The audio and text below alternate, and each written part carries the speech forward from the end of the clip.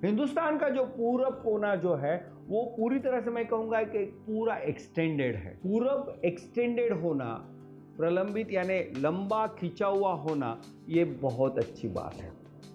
पूरब से बंगाल का जो महाद्वीप यानी बंगाल का जो उपसागर वहाँ से शुरू होता है, तो यानी वहाँ से पानी का अस्तित्व भी है, ईस्ट एक्सटेंडेड है इसलिए। और पूरब यानी जब सूर्य का स्थान है, सत्य का स्थान है, तो निश्चित रूप से मैं कहूँगा कि इस वजह से जब वहाँ पे रिलेशंस, कॉन्टैक्ट्स, कनेक्शंस, इस मामले में अगर मैं कहूँ तो हिंदुस्तान का सारे पूरब की ओर या पश्चिम की ओर सभी देशों के साथ हिंदुस्तान के रिश्ते निश्चित रूप से बहुत अच्छे हैं। पूरब एक्सटेंडेड होना और पूरब में पानी होना, ये भी एक प्रगति के लिए बहुत ही अच्छा कारण है।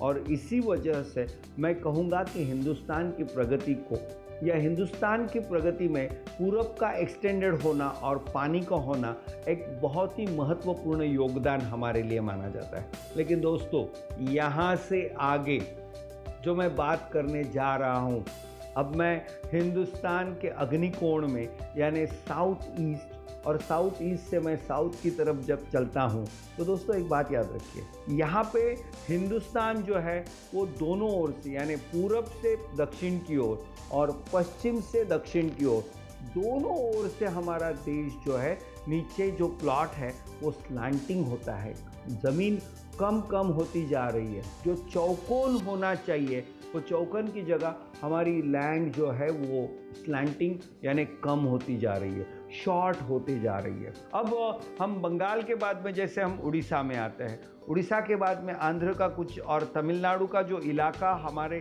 तटवर्ती इलाका जो आता है, तो उस तटवर्ती इलाके में मैं कहूँगा कि पूरे समुंदर का होना। साउथ ईस्ट यानी जहाँ पे अग्निकोण यानी अग्नि तत्व होना चाहिए, वहाँ पे जब जल तत्व आ जाता है तो दोस्तों एक बात याद रखिए, यानी अग्नि तत्व डिस्टर्ब होने की वजह से हर काम में देरी यानी डिले, हर काम में बाधाएं, ऑब्स्टेकल्स। तीसरी बात यह है कि हमारे अनप्रोडक्टिव एक्सपेंसेस यानी जो खर्चे हम टाल नहीं सकते हैं लेकिन खर्चे करने पड़ते हैं, लेकिन उन खर्चों से हमें फ़ायदा नहीं होता है। और चौथी महत्वपूर्ण बात यह है कि अग्निकोण हमारे जीवन में कैश फ्लो के ऊपर बहुत ही उसका बड़ा प्रभाव रहता है। जब साउथ ईस्ट डिस्टर्ब हो गया है, अग्निकोण डिस्टर्ब हो चुका है, तो मान लो हमारे यहाँ कैश फ्लो डिस्टर्ब है और हर काम में डिले,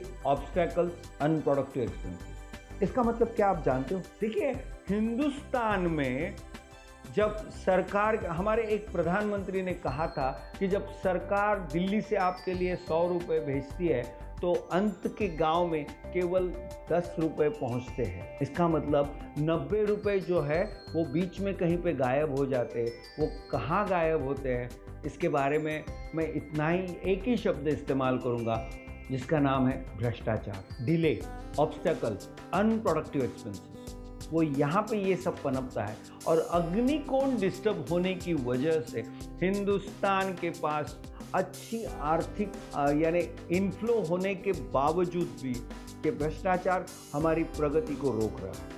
दूसरी ओर हम जब दक्षिण की ओर जाते हैं तो दक्षिण पूरा ऐसे शॉर्ट हुआ है। जब ये परिस्थिति है तो निश्चित रूप से मैं कहूँगा कि और वहाँ पे पानी है।